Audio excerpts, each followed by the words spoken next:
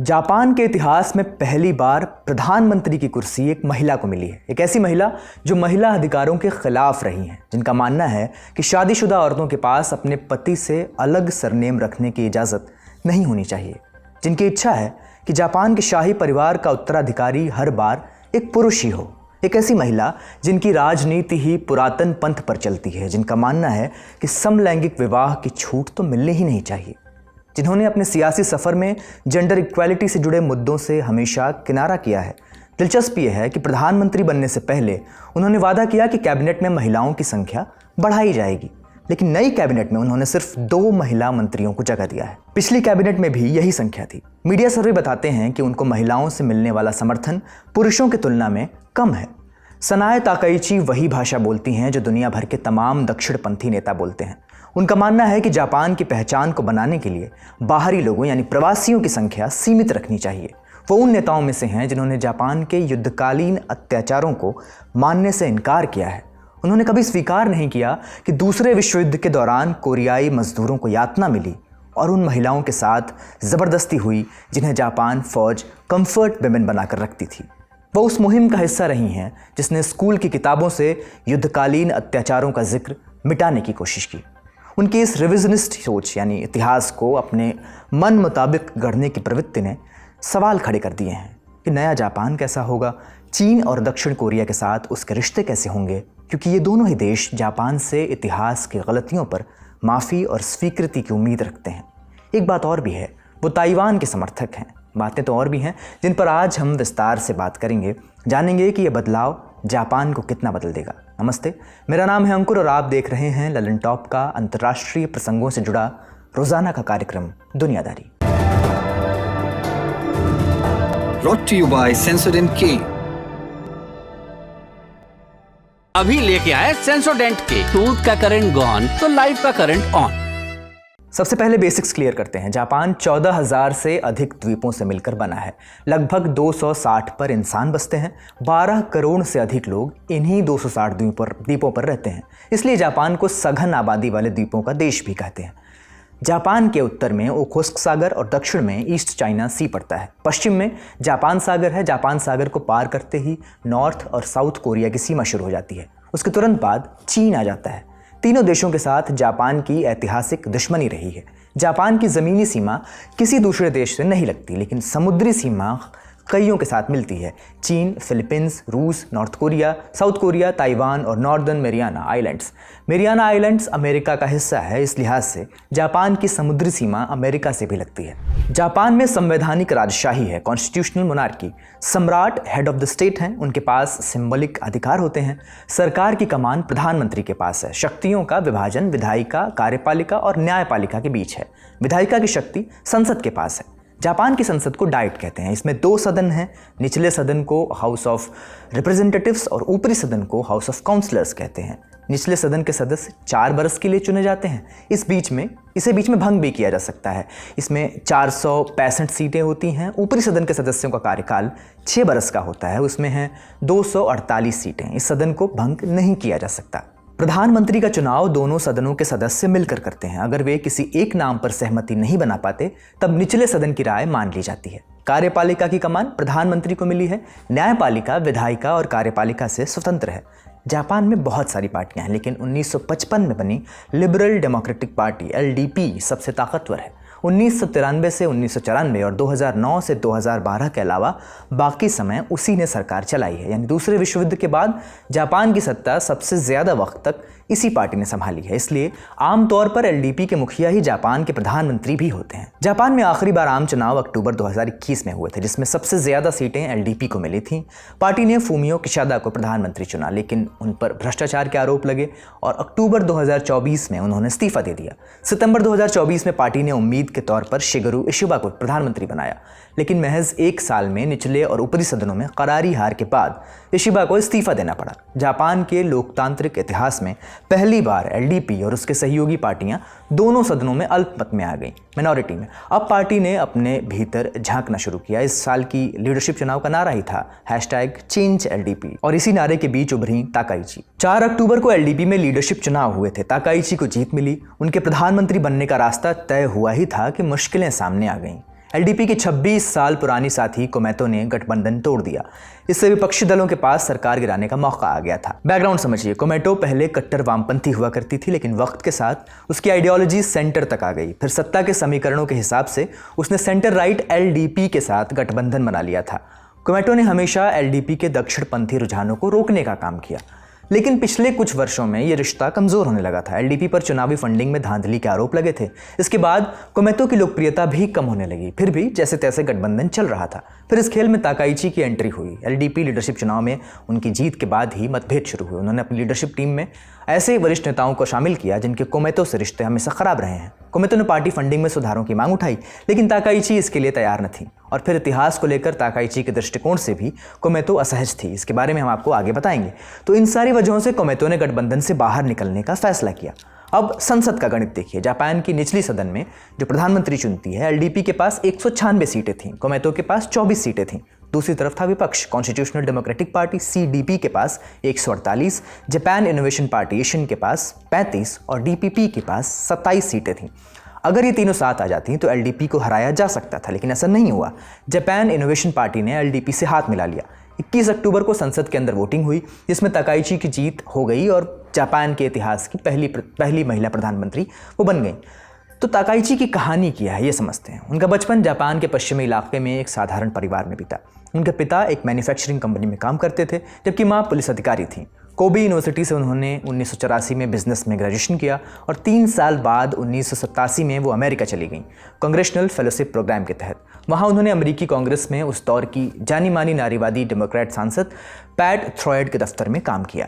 College के दिनों में ताकाइची हैवी मेटल बैंड की ड्रमर थीं और मोटरसाइकिलों की शौकीन थीं। फिर पत्रकारिता में उन्होंने हाथ आजमाया। कुछ समय तक टीवी प्रेजेंटर के रूप में भी काम किया, लेकिन असली शुरुआत 1993 में हुई, जब उन्होंने बतौर स्वतंत्र उम्मीदवार निचले सदन यानी लोअर हाउस का चुनाव जीता। 3 साल बाद 1996 में उन्होंने औपचारिक रूप से एलडीपी ज्वाइन कर ली। इसके बाद 9 बार सांसद बनी और हर कार्यकाल में अपनी जगह और मजबूत करती गई। यही वो दौर था जब उनकी नज़दीकी बढ़ी शिंजो आबे से। आबे भी दक्षिणपंथी थे और ताकाइची ने उनका वैचारिक नक्शा अपना लिया। आबे के पहले प्रधानमंत्री कार्यकाल में ताकाइची को एक साथ 5 मंत्रालयों की जिम्मेदारी मिली थी, जिनमें लैंगिक समानता और बर्थ रेट जैसे मुद्दे भी शामिल थे। आबे के दूसरे कार्यकाल में उन्हें आंतरिक मामलों और संचार मंत्रालय की कमान दी गई थी। ताकाइची ने 2 बार प्रधानमंत्री के लिए दांव भी लगाया, पहली बार 2021 में और फिर 2024 में। दोनों बार पार्टी के अंदर उन्हें कंपटीशन मिली और वो हार गईं। वो ब्रिटेन की पूर्व प्रधानमंत्री मार्गरेट थैचर को अपना रोल मॉडल बताती हैं, लेकिन असल राजनीतिक गुरु शिंजो आबे ही हैं, ऐसा जापान की मीडिया लिख रही है। नीतिगत रूप से भी ताकाइची ने आबे की राह पकड़ी है। उनका नारा है जापान इज बैक। वो चाहती हैं कि जापान अपनी सैन्य शक्ति को बढ़ाए और आबे के अधूरे मिशन को पूरा करे। इसके बारे में आगे बात करेंगे। फिलहाल घरेलू मोर्चे की बात। जापान में आबादी घट रही है, श्रमिकों की कमी बढ़ रही है और अर्थव्यवस्था ठहरी हुई है। महंगाई और कॉस्ट ऑफ लिविंग बढ़ रही है, वो भी एक मुद्दा है। वर्कफोर्स की भी खासी कमी जापान में चिंता का सबब है। देखना होगा कि उनकी नीतियां इन मुश्किलों में कितनी कारगर साबित होती हैं। अब इतिहास को लेकर ताकाइची के रुख पर बात करते हैं। इसके लिए 80 बरस पीछे जाना होगा। मई 1945 की बात है। जर्मनी के सरेंडर के साथ दूसरा विश्व युद्ध यूरोप में खत्म हो चुका था, लेकिन एशिया में जंग अभी बाकी थी। इस तरफ जापान मित्र सेनाओं को कड़ी टक्कर दे रहा था। एक समय तक जापान के पास दुनिया की सबसे ताकतवर सेना थी। उसके बेड़े में 50 लाख से अधिक सैनिक थे। उसका चीन, कोरिया और इंडो चाइना पर नियंत्रण था। दूसरे विश्व युद्ध में जापान ने मित्र सेनाओं को नाको चने चबाने पर मजबूर कर दिया था। दूसरे विश्व युद्ध के आखिरी दिनों में उसने एक प्रैक्टिस शुरू की थी, जिसका नाम था कामिकाज़ी। इसके तहत जापान के पायलटों ने सुसाइड मिशन शुरू किया। वे उड़ान भरते और अपने प्लेन को दुश्मन नेवल फ्लीट पर क्रैश करा देते थे। इससे आपको जापानी सेना की बर्बरता का अंदाजा हो गया होगा। ये सिलसिला चलता रहा और फिर आया अगस्त 1945। अमेरिका ने हिरोशिमा और नागासाकी पर 2 परमाणु बम गिराए, फैट मैन और लिटिल बॉय। इसके साथ ही जापानी कैंपेन का खात्मा हो गया। 15 अगस्त 1945 को जापान के सम्राट हिरोहितो ने सरेंडर का ऐलान किया। जापान हार चुका था। अब बात आई कि जापान का भविष्य क्या होगा, उसकी सेना कैसी होगी। ये सवाल भी उठे कि ऐसा क्या किया जाए कि दोबारा विश्व युद्ध जैसी नौबत न आ जाए। विजेताओं का लीडर होने के नाते बेड़ा उठाया अमेरिका ने। उसने युद्ध के बाद के जापान का संविधान लिखा। इस संविधान में सम्राट से राष्ट्राध्यक्ष का दर्जा वापस ले लिया गया। 1947 के बाद से सम्राट स्टेट और जापानी एकता का प्रतीक माना जाता है। बेसिकली ये एक सांस्कृतिक पद भर रह गया है। लेकिन इस संविधान का आर्टिकल 9 सबसे ज़्यादा चर्चा में रहा। इसमें जापान की मिलिट्री की नियति तय करी गई थी। आर्टिकल 9 में कहा गया था कि जापान किसी पर हमला करने के लिए सेना नहीं रखेगा। कहा यह भी गया था कि जापान कभी थल, जल या वायु सेना मेंटेन नहीं करेगा, मतलब उसे सेना रखने का अधिकार छीन लिया गया। जापान के पास जो सेना थी उसे भंग कर दिया गया। युद्ध अपराधों में शामिल आर्मी लीडर्स पर मुकदमा चला, कईयों को फांसी पर भी चढ़ाया गया था। फिर 1985 का दशक आया, कोरिया वॉर की शुरुआत हो चुकी थी, चीन में माओ की सरकार आ चुकी थी, जापान अमेरिका के कब्जे में था। उन्हें यानी अमेरिका को लगा कि अगर ऐसा ही चलता रहा तो कम्युनिस्ट जापान तक भी पहुंच सकते हैं। ऐसे में उन्होंने संविधान के प्रावधान में थोड़ा फेरबदल किया तो Japan self defence forces JSDF की बुनियाद रखी गई, जिसका पूरा फोकस इंटरनल सिक्योरिटी और देश में शांति बनाए रखने पर था। तब से अब तक जापान ने कभी किसी आक्रमण में हिस्सा नहीं लिया था। जापान के पास अपनी सेना है, उम्दा किस्म की नेवल फ्लीट है। जापान की GDP का 1% हिस्सा सुरक्षा पर खर्च होता है। जापान की GDP के आकार को देखते हुए यह हिस्सा कई विकसित देशों से ऊपर जाता है। इसके बावजूद उसके पास आक्रमण करने की क्षमता नहीं है, यानी वो अपने ऊपर होने वाले हमले की स्थिति में बस बचाव ही कर पाएगा, वो करारा जवाब दे पाने की स्थिति में नहीं है। ऐसे में जापान की रक्षा कौन करता है? इसके लिए 1960 में एक संधि हुई थी, treaty of mutual cooperation and security between the United states and Japan. इसके तहत अमेरिका बाहरी हमले की स्थिति में जापान की सुरक्षा करेगा। अमेरिका ने जापान में कई मिलिट्री बेस भी बना रखे हैं, यहाँ स्थायी तौर पर अमेरिकी सैनिक रहते हैं। लेकिन मसला यह है कि LDP उन पार्टियों में से है जो आर्टिकल 9 में बदलाव की पक्ष धर रही हैं। पूर्व प्रधानमंत्री शिंजो आबे जब सत्ता में थे तब उन्होंने संविधान संशोधन की पहल की थी। वे जापान की सेना को लीगल स्टेटस दिलाने के लिए कैंपेन कर रहे थे। अब ताकाइची भी उन्हीं के नक्शे कदम पर चलना चाहती हैं। देखिए, बात यह है कि सेकेंड वर्ल्ड वॉर के ख़त्म होते ही जापान में एक और लड़ाई शुरू हो गई। सवाल यह था कि इतिहास को कैसे याद किया जाए, क्योंकि कुछ जापानियों के लिए एशिया में साम्राज्य का विस्तार और अमेरिका से युद्ध छेड़ना एक ऐतिहासिक भूल थी, लेकिन बहुतों के लिए वो आत्मरक्षा का कदम था या फिर पश्चिमी उपनिवेशवाद के खिलाफ एक प्रतिरोध। यही दो नज़रिए आज भी जापान की राजनीति को भीतर से चीरते हैं। एक वाक़ये से समझिए, 1995 की बात है। इस बरस सेकेंड वर्ल्ड वॉर की समाप्ति को 50 साल पूरे हुए थे। तब तत्कालीन प्रधानमंत्री मुरायामा तोमीची ने पहली बार एक आधिकारिक बयान जारी किया। उसमें उन्होंने एशिया के उन देशों और लोगों से माफ़ी मांगी जो जापान की आक्रामकता का शिकार हुए थे। मुरायामा एक समाजवादी नेता थे और दिलचस्प ये कि वो उस वक्त LDP के साथ गठबंधन सरकार चला रहे थे। मुरायामा के इस स्टेटमेंट को जापान की आधिकारिक माफ़ी की तरह भी देखा जाता है। लेकिन जैसे जैसे दशक बीते, जापान का दक्षिण पंथ फिर से मजबूत हुआ। 2015 में युद्ध की 70वीं बरसी पर शिंजो आबे का दौर था। वो भी ताकाइची की तरह अपने रिविजनिस्ट यानी इतिहास को फिर से गढ़ने वाले विचारों के लिए जाने जाते थे। आबे ने उस वक्त अपने ही कट्टर समर्थकों के दबाव को नज़रअंदाज करते हुए जापान की आक्रामकता का जिक्र किया, एग्रेशन शब्द का इस्तेमाल किया, लेकिन साथ ही कहा कि अब यह माफ़ी आखिरी होनी चाहिए।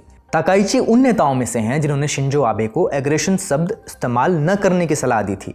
अपनी हालिया किताब में ताकाइची लिखती हैं, आज के राजनेताओं को उस दौर के नेताओं को दोष देने का कोई हक नहीं। क्या बेहतर होता अगर जापान बिना लड़े किसी उपनिवेश में बदल जाता? वो पूछती हैं, क्या कोई आज साफ साफ बता सकता है कि उस समय सही विकल्प क्या था? ताकाइची बाकायदा यासुकुनी मंदिर जाती हैं। ये वो मंदिर है जहाँ युद्ध में मारे गए जापानी सैनिकों की आत्माओं की पूजा होती है, जिनमें वो युद्ध अपराधी भी शामिल हैं जिन्हें अंतर्राष्ट्रीय अदालतों ने दोषी ठहराया था। ताकाइची का मानना है कि असली गलती युद्ध छेड़ना नहीं था, बल्कि हार जाना था। उनके शब्दों में, अगर जापान युद्ध जीत गया होता तो आज किसी को दोष नहीं दिया जाता। जो लोग युद्ध शुरू करने वाले थे वही आज नायक कहलाते हैं, ऐसा उनका कहना है। यानी ताकाइची इतिहास को न सिर्फ साफ सुथरा दिखाना चाहती हैं, बल्कि उसे गौरव का रूप देना चाहती हैं। और यही सोच जापान के कट्टरपंथी वोटरों में उनकी सबसे बड़ी ताकत है। LDP ने उन्हें पार्टी का चेहरा इसीलिए ही बनाया था ताकि उन दक्षिणपंथी वोटर्स को वापस लाया जा सके जो पिछले कुछ सालों में अति दक्षिणपंथी पार्टियों की ओर चले गए थे। यही वजह थी कि कोमेतो पार्टी ने ताकाइची के विचारों को मद्देनजर रखते हुए गठबंधन तोड़ दिया। ताकाइची की इसी सोच की वजह से आशंका जताई जा रही है कि चीन और दक्षिण कोरिया जैसे देशों के साथ जापान के रिश्तों में तनाव बढ़ सकता है। बात यहीं ख़त्म नहीं होती, एक मसला ताइवान का भी है। वो ताइवान की समर्थक मानी जाती हैं। अप्रैल 2025 में उन्होंने ताइवान की यात्रा भी की थी, लेकिन जापान के लिए ये एक दोराहे की तरह है, क्योंकि जापान ताइवान को एक देश के तौर पर मान्यता नहीं देता है। इसके बावजूद ताकाइची ताइवान के साथ मिलकर एक मिलिट्री अलायंस भी बनाने की बात करती हैं। चीन ने ताकाइची को लेकर अपना ख्याल जता भी दिया है। चीन के विदेश मंत्रालय ने एक बयान में कहा कि नई लीडरशिप चीन का सम्मान करे, ऐसा हम चाहते हैं, उसकी ताइवान नीति का भी सम्मान करे, ऐसा हमें उम्मीद है। अच्छा, अब तक तो हमने जापान के दुश्मनों की बात की, लेकिन ये ट्रंप के आने के बाद की दुनिया है। होने को अमेरिका दोस्त है, लेकिन फिलहाल दोस्ती फल फूल नहीं रही है, स्पीड धीमी है। और फिर चूंकि ट्रंप अमेरिका नहीं ग्रेट अमेरिका के हिमायती हैं, इसलिए उन्हें जापान से सिक्योरिटी ट्रीटी भी खटक रही है, वही ट्रीटी जिसका जिक्र हमने आपसे किया। जाहिर है ट्रंप एक तरफा मदद देने के हिमायती नहीं है। ऐसे में ताकाइची के सामने एक चीन से इतर एक ट्रंप प्रॉब्लम भी है। हालांकि अगर उनकी विदेश नीति को भारत के नज़रिए से देखें तो ऐसी कोई चिंता नहीं है, क्योंकि उनके रोल मॉडल शिंजो आबे के दौर में भारत और जापान के रिश्तों में बेहतरी आई थी। शिंजो आबे ने ही भारत, जापान, ऑस्ट्रेलिया और अमेरिका की ग्रुपिंग क्वाड की शुरुआत की थी, इसलिए उन्हें क्वाड फादर भी कहा जाता है। प्रधानमंत्री नरेंद्र मोदी ने ताकाइची को बधाई भी दी है और एक्स पर लिखा है कि मैं आपके साथ भारत और जापान के संबंध मजबूत करने के लिए आगे काम करता रहूँगा। उम्मीद है कि आने वाले वक्त में जापान और भारत के रिश्ते सही दिशा में आगे बढ़ें। इस खबर से जुड़े जो भी अपडेट्स होंगे हम आप तक पहुँचाते रहेंगे। फिलहाल बढ़ते हैं सुर्खियों की ओर। पहली सुर्खी, रूस के राष्ट्रपति व्लादिमीर पुतिन और अमेरिका के राष्ट्रपति डोनाल्ड ट्रंप की मुलाकात होनी थी, अब नहीं होगी। ट्रंप का कहना है कि वो ऐसी किसी मीटिंग में नहीं जाना चाहते जो आखिरकार बेकार ही साबित होगी। व्हाइट हाउस ने 21 अक्टूबर को यह जानकारी दी। ये भी कहा कि दोनों की मीटिंग में सबसे बड़ी बाधा है कि रूस अभी तक फ्रंटलाइन पर लड़ाई जारी रखे हुए है। इसी की वजह से निकट भविष्य में भी ट्रंप पुतिन की मीटिंग की कोई योजना नहीं है। आपको याद होगा कि पिछले हफ्ते ट्रंप ने ही कहा था कि मैं बुडापेस्ट में पुतिन से मिलूंगा। बुडापेस्ट हंगरी की राजधानी है और अब ट्रंप को ही लग गया है कि इस मीटिंग का कोई मतलब नहीं होगा। ट्रंप और पुतिन आखिरी बार अगस्त में अलास्का में मिले थे। उस मीटिंग का भी कोई नतीजा नहीं निकला था। पुतिन और रशिया यूक्रेन वॉर की बात हो ही रही है तो एक अपडेट भी दे दें। यूक्रेन का कहना है कि रशिया ने उनके यहाँ हॉस्पिटल पर एयर स्ट्राइक की है। दूसरी सुर्खी, बीते दिनों पाकिस्तान अफगानिस्तान का झगड़ा हुआ, सीजफायर हुआ। फिर पाकिस्तान के रक्षा मंत्री ख्वाजा आसिफ ने कहा कि अफगानिस्तान से जो टेंशन चल रही है उसके पीछे भारत का हाथ है। इस पर भारत के पक्ष में अफगानिस्तान ने खुद मैदान संभाला है। तालिबान शासन के रक्षा मंत्री मोहम्मद याकूब मुजाहिद ने पाकिस्तान को करारा जवाब दिया। अल जजीरा को दिए इंटरव्यू में उन्होंने कहा, ये सब बेबुनियाद बातें हैं। अफगानिस्तान कभी भी अपनी ज़मीन किसी और देश के खिलाफ जंग के लिए इस्तेमाल नहीं करेगा। हम एक आज़ाद मुल्क हैं और भारत के साथ हमारे निजी रिश्ते हैं। आने वाले वक्त में ये रिश्ते और मजबूत होंगे। पाकिस्तान तो तहमतें लगा रहा है, वो बिल्कुल बेतुकी हैं। हमें पड़ोसी देशों से रिश्ते मजबूत करने पर ध्यान देना चाहिए, ना कि उन्हें कमज़ोर करने पर। इसके साथ ही अफगानिस्तान ने भारत के साथ रिश्तों को मजबूत और स्वतंत्र बताया। अगली सुर्खी, भारत अमेरिका के बीच जल्द ही ट्रेड डील फाइनल हो सकती है। अमेरिका भारत पर टैरिफ घटाकर 15-16% तक कर सकता है। ये दावा एक मीडिया रिपोर्ट में किया गया है। रिपोर्ट में यह भी दावा किया गया है कि भारत रूसी तेल की खरीद में कमी लाने के लिए तैयार हो गया है। इसके अलावा भारत कथित तौर पर अमेरिका के कुछ कृषि उत्पादों के इंपोर्ट की भी अनुमति दे सकता है। लाइव मिंट की रिपोर्ट के अनुसार दोनों देश ट्रेड डील को फाइनल करने के काफ़ी करीब हैं। मालूम हो कि लंबे समय से भारत और अमेरिका के बीच ट्रेड डील पर बातचीत चल रही है। हालांकि कुछ मुद्दों पर बात अटकी हुई थी, जिससे डील फाइनल नहीं हो पा रही थी। इस बीच अमेरिका ने भारत के प्रोडक्ट्स पर 50% टैरिफ भी लगाया था। आज का दुनियादारी यहीं समाप्त होता है। अपना और अपनों का ख्याल रखिए। शुक्रिया, शुभ रात्रि।